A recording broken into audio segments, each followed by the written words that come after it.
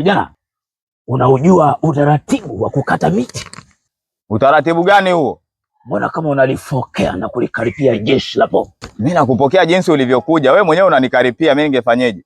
Kwa mujibu wa sheria ya mazingira ya mwaka 1973 iliyofanywa maboresho 2005 kifungu A, B na C, ukivisoma kwa pamoja vinasema ili uweze kukata mti ni sharti umepanda mti. Haya, wewe ni mti gani umeupanda?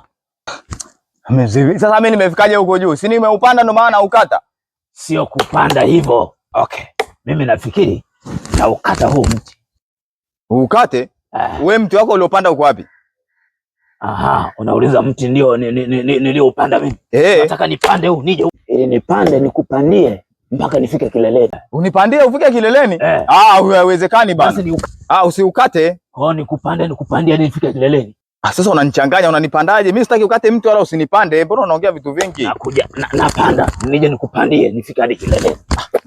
Na nyinyi raia, mngekuwa nyinyi mngefanyaje? Ungeukata mti au ungempanda upandie mpaka afike kileleni?